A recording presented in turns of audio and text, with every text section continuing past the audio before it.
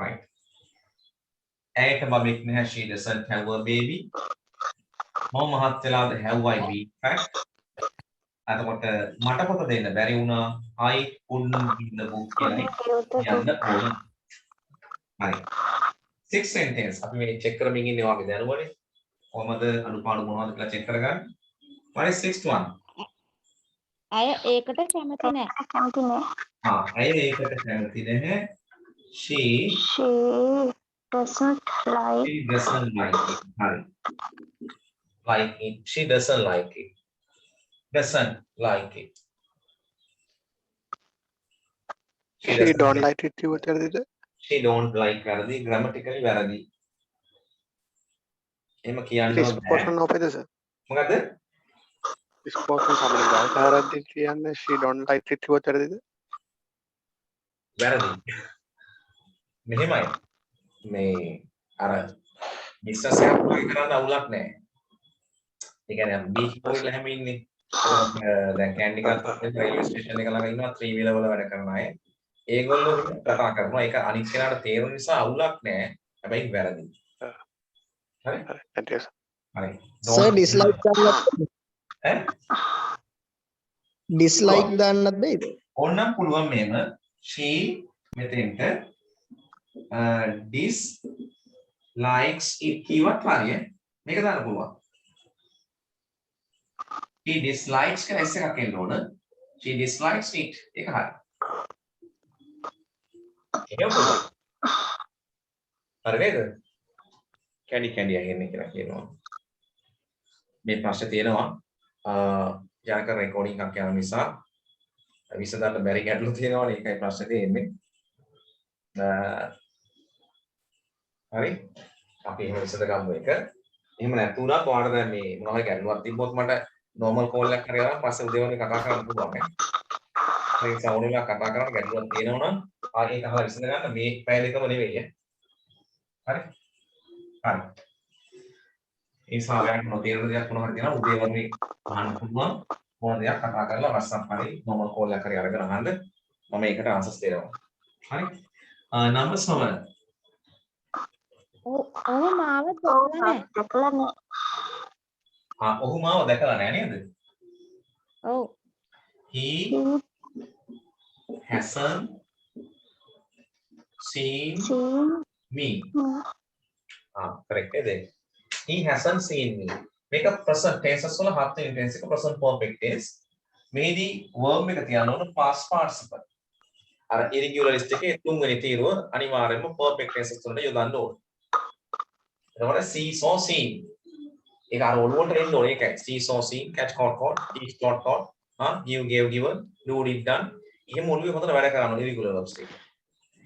he never saw me කියලා කිව්වොත් වැරදිද sir? he never saw me.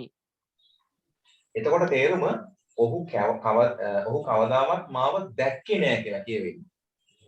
he never saw me. past tense තියලා තියෙන්නේ. දැකලා නෑ කියලා කියවෙන්නේ නෑ ඒකෙන්. දැක්කේ නෑ කියලා කියවෙනවා. හරිද? එතකොට ඔයාලා ලියලා තියෙන එක simple past tense වලින් මේ දීලා තියෙන present perfect tense එක තේරුමේ වෙනසක් තියෙනවා. කාලයක් දෙකක්. දැකලා නෑ කියලා කියවෙන්නේ නැහැ. දැක්කේ නෑ කියලා කියවෙනවා. හරිද? right. next one.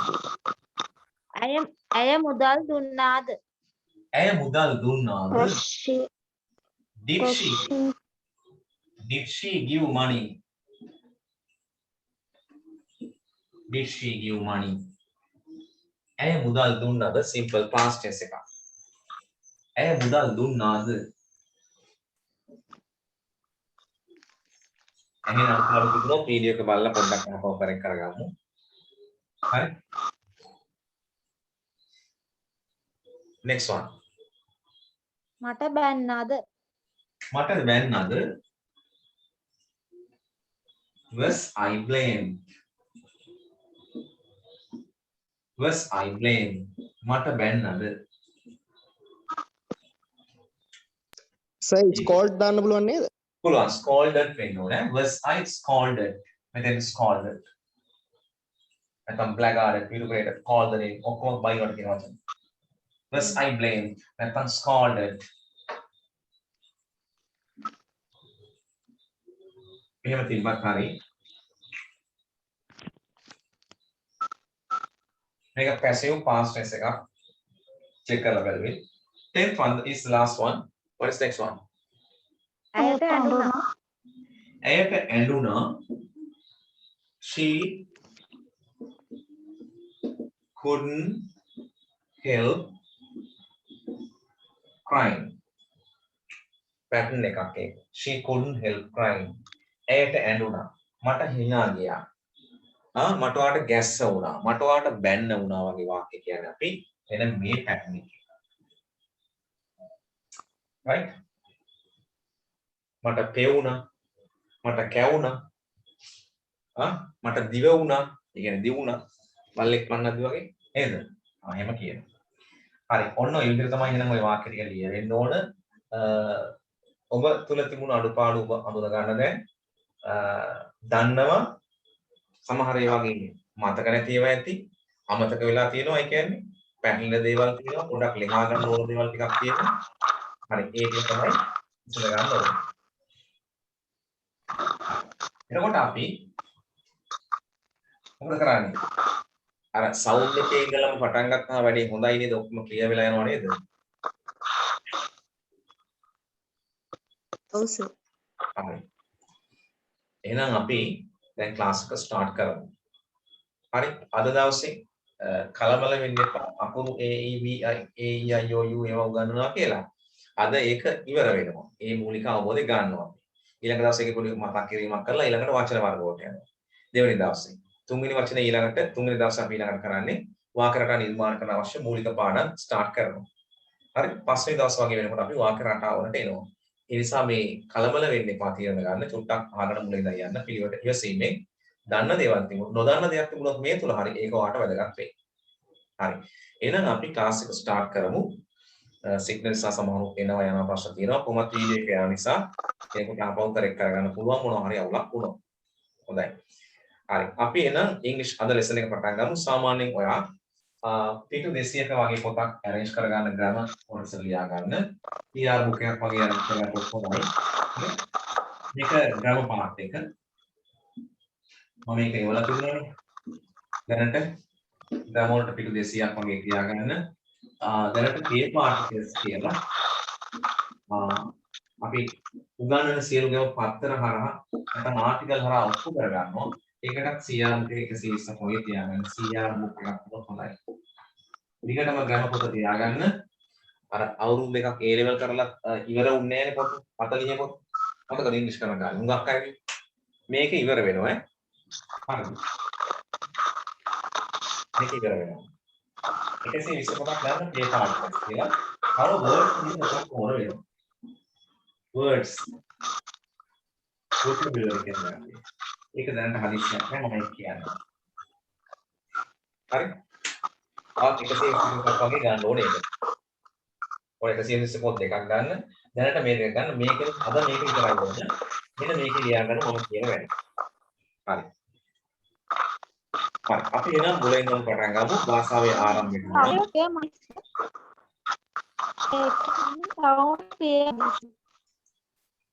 හරි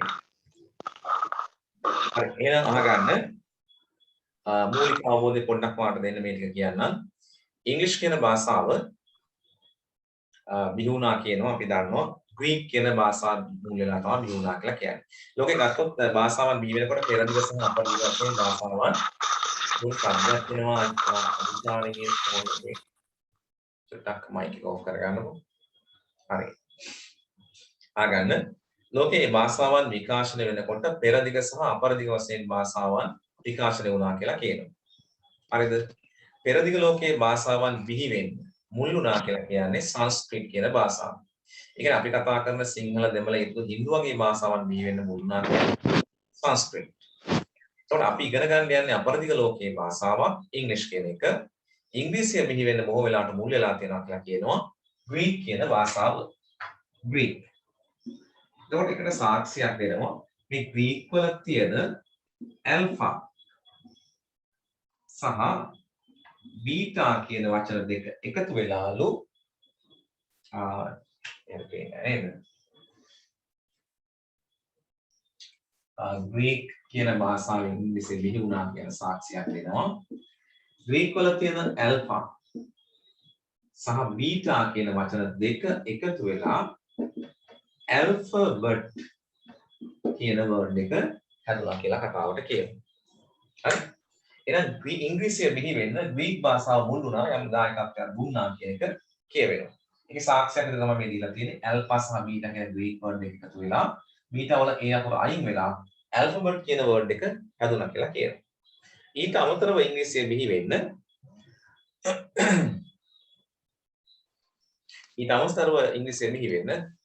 ලතින් කියන භාෂාවත් යම්කිසි දායකත්වයක් දැක්වුවා කියලා කියනවා. විශේෂයෙන්ම ලතින් වචන තියෙනවා. ඒ කියන්නේ ch වලට කලින් t අකුරක් එන පරිදි සලකනවා. watch, catch, batch, match, fetch, hatch වගේ පද ලැටින් වර්ඩ්ස් වලින් කියලා කියනවා. ඊට අමතරව ජර්මන්, ස්පැනිෂ් වගේ භාෂාවල ආభాසය ඉංග්‍රීසියට බිහි වුණා. ඉංග්‍රීසිය බිහි වෙන්න දායකත්වය දැක්වුවා කියලා කියනවා ආරම්භයේ. හරි. ඔන්න මුල පිළිබඳ යම්කිසි අවබෝධයක්. එහෙම ගත්තාම ඉංග්‍රීසි පද කොහොම ආරම්භ වුණ ඉංග්‍රීසිය අද මුළු ලෝකයේ පුරාම පැතිරිලා ව්‍යාප්ත වෙලා ඉවරයි. Right? It has been the most important language in the world. අද ලෝකයේ එක ජනප්‍රියම වැදගත්ම භාෂාවක් බවට පත් වෙලා ඉවරයි. ඒ නිසා ඉංග්‍රීසිය නම් ගණනාවකින් හඳුන්වනවා. හරි? ඉතින් මම ඔබට පෙන්නන නම් 7කින් ඉංග්‍රීසිය හඳුන්වනවා. ඉංග්‍රීසිය නම් 7කින් හඳුන්වනවා. හරි? ස්ක්‍රීන් එකේ පේනවා ඔයාට මෙන්න පළවෙනි එක. Right? English language කියලා ඇවිල්ලා English language is introduced by many names because of its importance. ඒ වැදගත්කම නිසා ඉංග්‍රීසි භාෂාව නම් 7කින් හඳුන්වනවා. අංක 1 ඔබට පේනවා ඉංග්‍රීසිය හඳුන්වනවා ජාත්‍යන්තර භාෂාව කියලා. මොන භාෂාව කියලාද? ජාත්‍යන්තර භාෂාව. අපි ඉංග්‍රීසි වලින් කියනවා එකට international language. International language. ඉංග්‍රීසි හඳුන්වන පළවෙනි නම. දෙවෙනි එක the second language. තමන්ගේ භාෂාව මව් භාෂාවට අමතරව බොහෝ ජාතීන් තමන් දෙවන භාෂාවක් විදිහට ඉංග්‍රීසි ඉගෙන ගන්නවා. ඉතින් ඒ නිසා දෙවන භාෂාව විදිහට ඉංග්‍රීසිය සලකනවා. අපි ඉංග්‍රීසි වලින් කියනවා යාට second language කියලා. third one බොහෝ කාර්යාල ගත්තම අද භාවිතාව භාෂාව වලට මාධ්‍ය වලට පත් වෙලා තියෙනවා. ඉංග්‍රීසිය ඒ නිසා මෙය කාර්යාලීය භාෂාව ලෙස හඳුන්වනවා. ඉංග්‍රීසි වලින් කියනවා අපි ඒකට official language කියලා. කාර්යාලීය භාෂාව. fourth one අපි විවිධ රටවල් එක්ක විවිධ ජාතීන් එක්ක කමියුනිකේට් කරනවා. සංනිවේදනය කරනවා. මෙන්න මේ සංනිවේදන කටයුත්තේදී අපි ඒ රටවල ඉන්න ඒ ජාතීන්ගේ භාෂාව අපි දන්නේ නැහැ. හැබැයි මැදිහත් කරුවෙක් විදිහට නේද? ලින්ක් ලැන්ග්වේජ් එකක් විදිහට මේ ඉංග්‍රීසිය තමයි අපිට සම්බන්ධ කරලා දෙන්නේ අනිත් ජාති. ඒ නිසා ජාතීන් කමියුනිකේට් කරන භාෂාව විදිහට ඉංග්‍රීසිය සලකනවා. ඒ නිසා අපි මෙයාට කියනවා communicative language කියලා. මොන language ද? communicative language.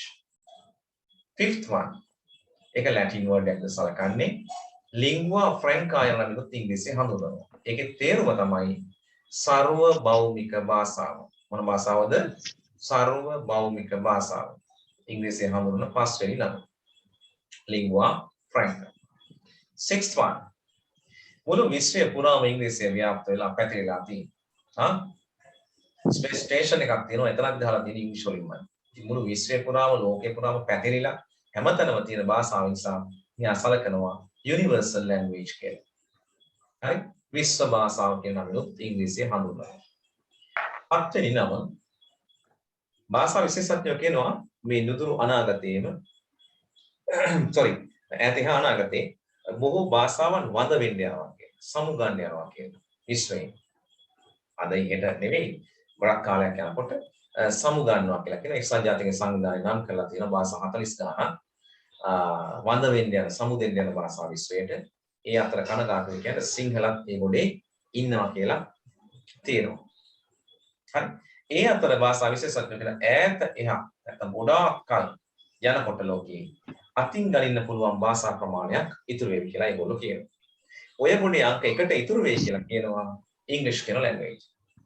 ඒ නිසා මේ ඉංග්‍රීසි භාෂාවට කියනවා ජීවමය භාෂාව කියලා. නොමැරෙන භාෂාව, පණ තියෙන භාෂාව ලෙස ඉංග්‍රීසිය හඳුන්වනවා.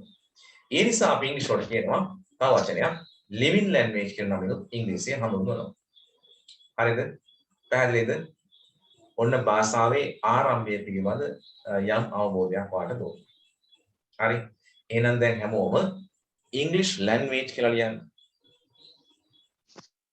ලියන පොතේ grammar book එකේ English language කියලා ලියන්න.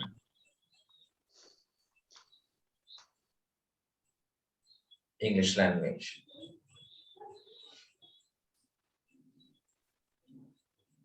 English language.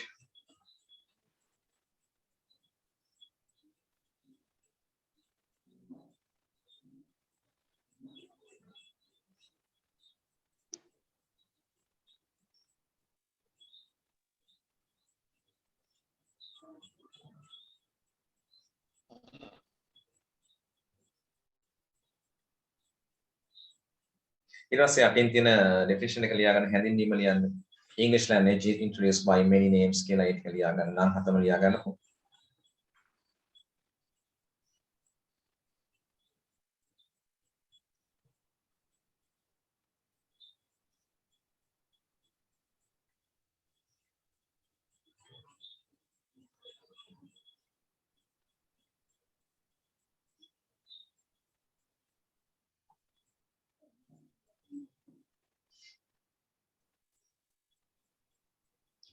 කීප දෙනෙක්ම log වෙන්න බෑ කියලා ඒගොල්ලෝ message වගේක් කියලා තියෙනවා. I don't know why, because of their signal problem or my right.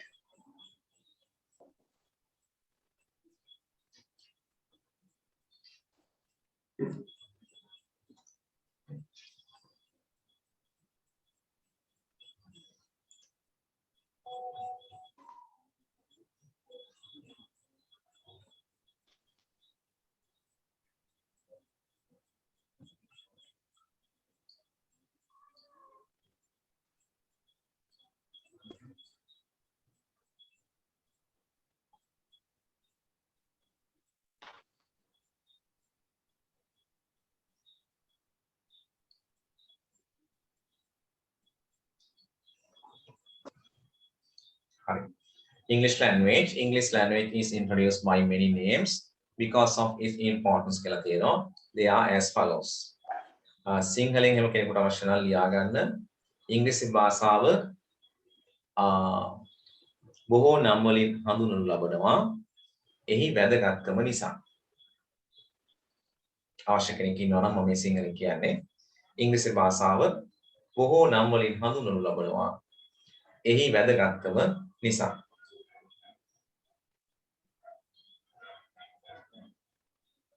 ඒවා පහත පරිදි වේ කියලා ඔය නම් හත ලියා ගන්න තියෙනවා. ඒවා පහත පරිදි වේ.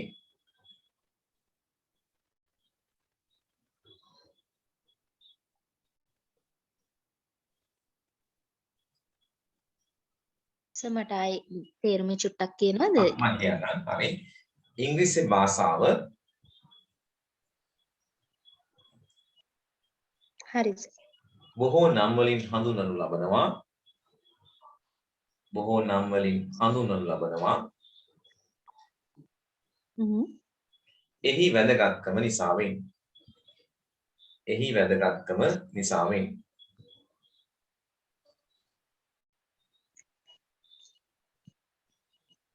ඒවා පහත පරිදි වෙයි. ඒවා පහත පරිදි වෙයි.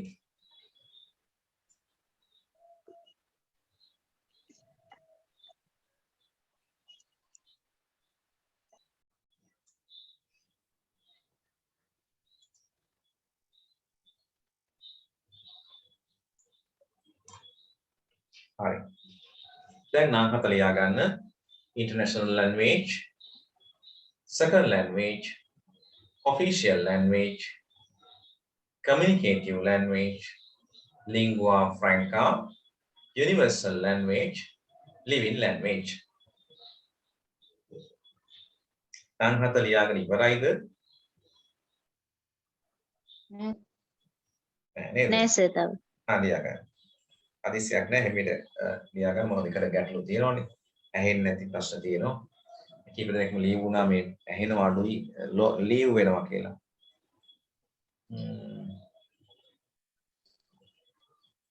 මම ගැටලුවක් නැතිම සිග්නල්ස් රේන්ජ් එකෙන් තමයි දීලා තියෙන්නේ.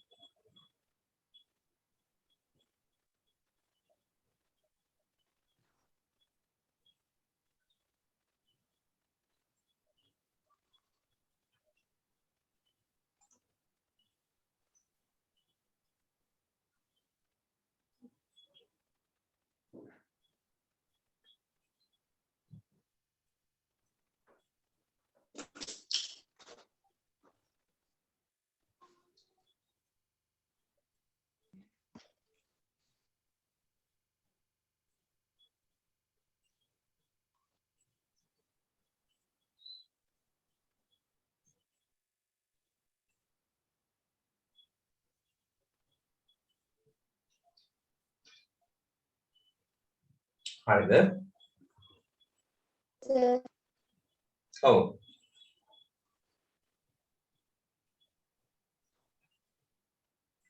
නම් 40 ලියලා ඉවර නම් මට පුළුවන් ඒ වගේ නම් 7 සිංහල තේරුම කියන්න අවශ්‍ය කෙනෙක් ඉන්නවා ලියා ගන්න. ඉන්ටර්නැෂනල් ලැන්ග්වේජ් කියන්නේ ජාත්‍යන්තර භාෂාව. ඒක තේරෙනවා ඕන කෙනෙකුට. අවශ්‍ය නම් විතරක් ලියා ගන්න. මම හැමෝටම තේරුම් ගන්න ඕන කෙනෙක්. ඔතේ අදුම මට්ටමේ ඉන්න කෙනාට තේරෙන්න තමයි මට උගන්වන්න වෙන්නේ. අපි ළඟ නැති නිසා, පේන්නේ නැති නිසා. ජාත්‍යන්තර භාෂාව. ඉන්ටර්නැෂනල් ලැන්ග්වේජ් කියන්නේ. සකන් කිව්වම තේරෙනවනේ. දෙවන භාෂ. දෙවන භාෂාව.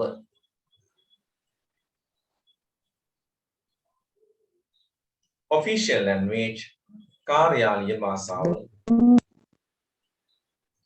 තුන්වෙනි එක කාර්යාලීය භාෂාව. ඒකත් official කියනකොට තේරෙනවනේ. communicative language sannivedana භාෂාව. sannivedana භාෂාව.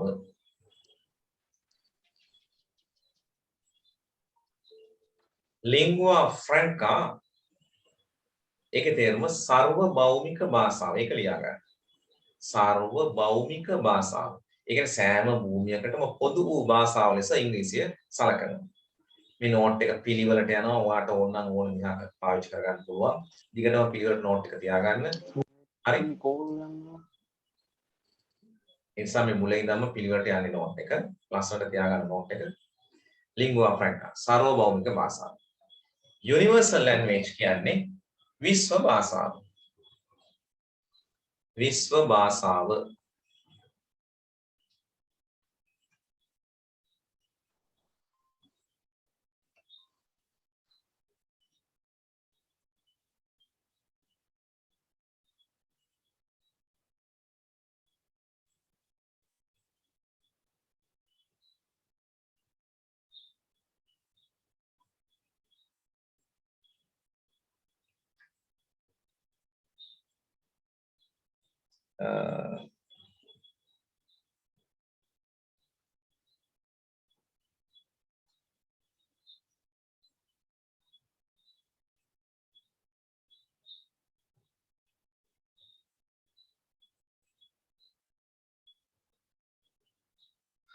හරි. living language කියන්නේ නම් ජීවමය භාෂාව. හරිද? හැමෝම මේ ටික ලියාගත්තද ඉන්න අය? හරි. ඊළඟට අපි දැන් ඔන්න භාෂාවේ ආරම්භය ගැන කතා කරා. ඒ කියන්නේ නම් 7කින් හඳුන්වනවා කියලා ලියාගත්තා. ඒක වැදගත් නිසා. ඊට පස්සේ අපි ඇල්ෆබෙට් එකට යනවා. ඇල්ෆබෙට් හැදුන විදිහ ඔයා දන්නවනේ දැන්. මම කිව්වා ග්‍රීක වල තියෙන ඇල්ෆා බීටා එකතු වෙන්නේ ඇල්ෆබෙට් කියන වර්ඩ් එක හඳුන්වනවා කියලා කියනවා. ඒතකොට ඇල්ෆබෙට් කියන වචනේ හැදුන විදිහත් ඔයා දන්නවා. ඔන්න දැන් අපි එනවා ඉංග්‍රීසි ඇල්ෆබෙට් එකට එනවා. හරි? නෝට් හරි පිළිවෙලට යන්නේ මුලින් ඉඳන්ම කාටවත් ගැටලුවක් වෙන්නේ නැති වෙන්න. හොඳයි මේ බලන්න දැන් නෝට් මෙතන තියෙනවා. English alphabet කියලා දැන් හැමෝම ලියා ගන්න. English alphabet.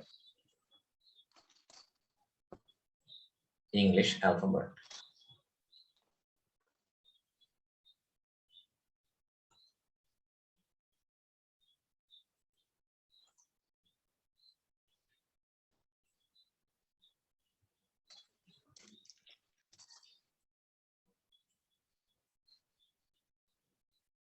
හරි.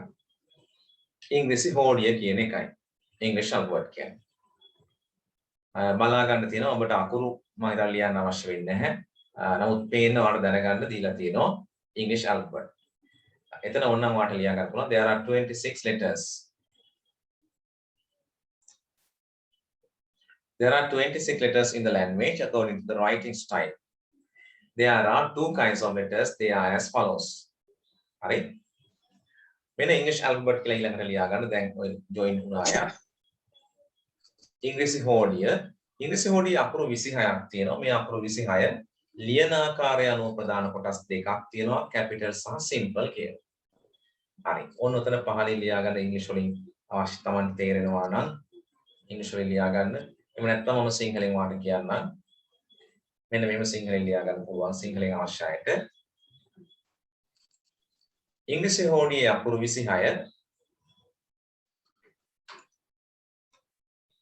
ඉංග්‍රීසි හෝඩියේ අකුරු 26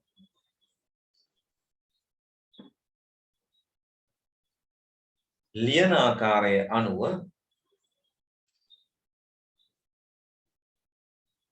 ප්‍රධාන කොටස් දෙකකි. ඉංග්‍රීසි භාෂාවේ අකුරු 26 ලියන ආකාරයේ අනුව ප්‍රධාන කොටස් දෙකකි. හරි. ඉංග්‍රීසි වලින් අකුරු 26 ලියන ආකාරය අනුව ප්‍රධාන කොටස් දෙකකි. කියලා එක දෙක දාලා capital letters simple letters කියලා ලියන්න. අකුරු දන්නවනම් ලියන්න ඕනේ බලාගත්තම ඇති. වර්ග දෙක ලියා ගන්න උනාට. capital letters කියලා ලියන්න simple letters කියලා ලියන්න. හරි. capital letters කියන්නේ ලොකු අකුරු, simple letters කියන්නේ පොඩි අකුරු. ඒ නම් දෙක ලියා ගන්න. දන්නවා තමයි අර note එකට පිළිවෙලක් තියෙනවනේ එතකොට. හරි. හරි.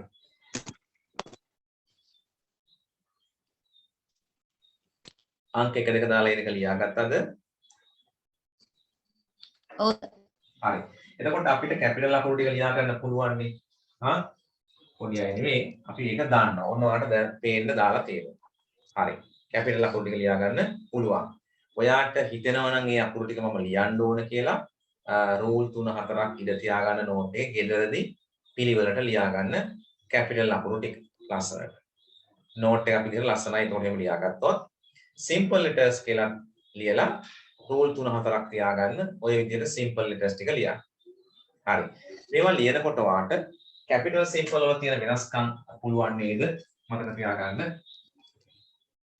හරි. C අකුර capital එක මෙහෙම simple එක පොඩියට එන්නේ. ඒවා මතකයි නේද? දන්නවනේ. හරි. ඊළඟට G අකුර capital G අකුර ඔය විදිහට එනවා. simple G අකුර මේ රූල උඩම ලියන්න ඕනේ. අන්න ඒවා මතක තියාගන්න ඕනේ. හරිනේ?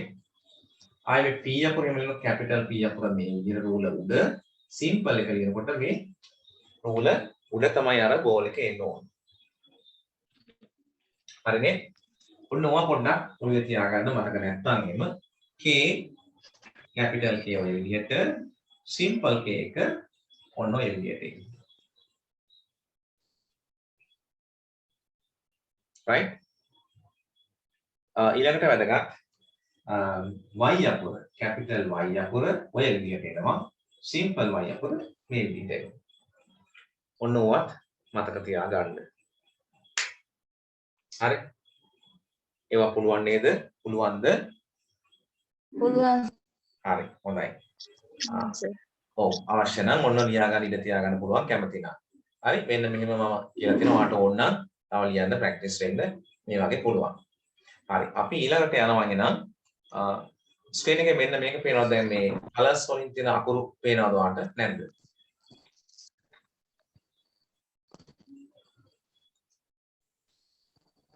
හරි. ආයෙත් ඔයාලට මේ ජොයින් වෙන්න වෙනවා අපව. හරි. මේ විනාඩි කිහිපයකින් විනාඩි 5කින් 6කින් ආයෙ ලොග් වෙන්න වෙයි. හරි. දැන් මෙන්න මේක පේනවද ස්ක්‍රීන් එකේ ඔයාලට? ඔව් සර්. හරි. අපි මේ ටික ලියා ගන්න ඕනේ.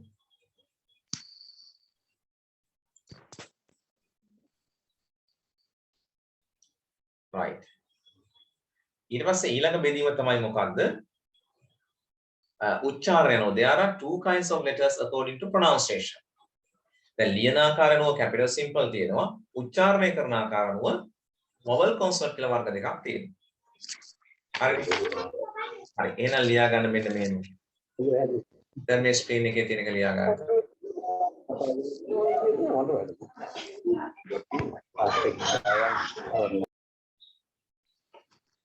විනාඩි 5කින් වගේ අපව ලොග් වෙන්න වෙයි. ඒක ලියන්නකෝ. There are two kinds of letters according to pronunciation. There are two kinds of letters according to pronunciation. සිංහලෙන් ලිව්වොත්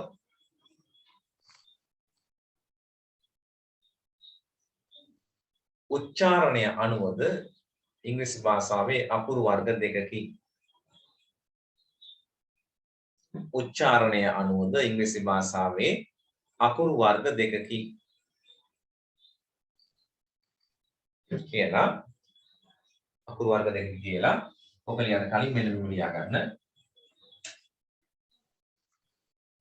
26 දාලා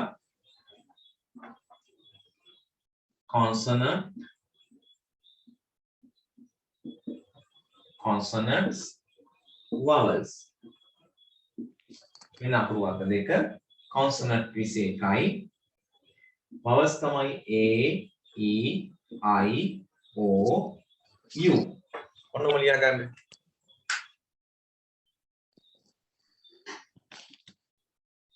ඉංග්‍රීසි උච්චාරණය අනුව ඉංග්‍රීසි භාෂාවේ අකුරු වර්ග දෙකකි කියලා ලිව්වා. consonants 21යි vowels a e i o u ඉතුරු පහ තමයි vowels වෙන්නේ. හරි? consonants and vowels.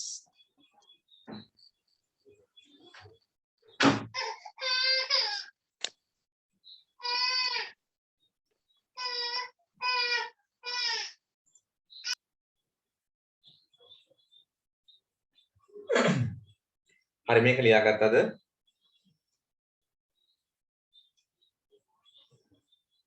consonant vowels ලියාගත්තද? ඔව් Yes, සර්. sir. right. එහෙනම් දැන් ලියන්න මෙන්න මෙහෙම.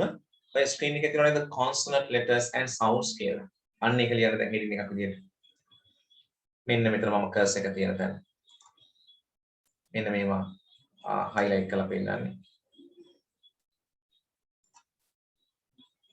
red color එකෙන් මම ඔන්න දැන් දාලා තියෙනවා.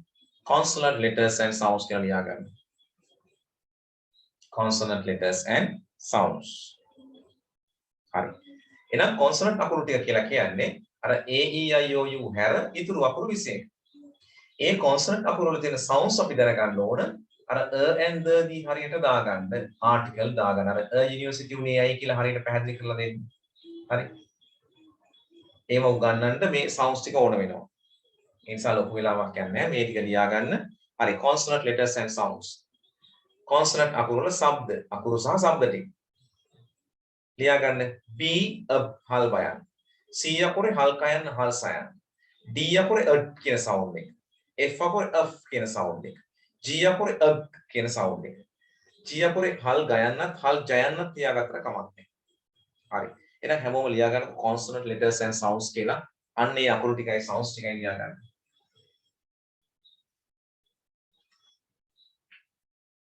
විනාඩි 2කින් ඔයාලට අහපව් ලොග් වෙන්න වෙනවා ඈ.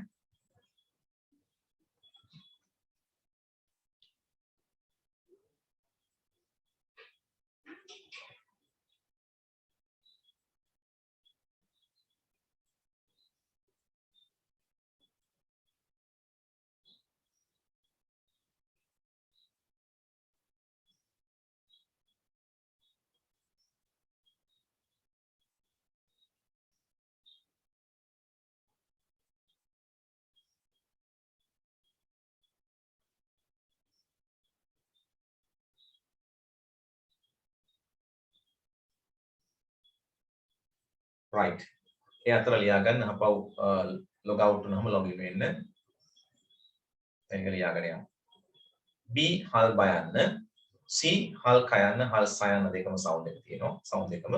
D අකුරේ කියන හල් ඩයන්. හල් શબ્ද තමයි මේ consonant අකුරු දෙන්නේ. F අකුරේ කියන sound එක.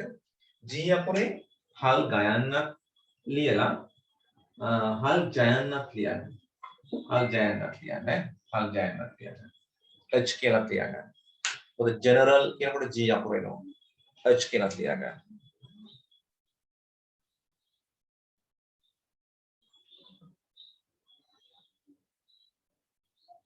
H අකුරේ අල් හයන්.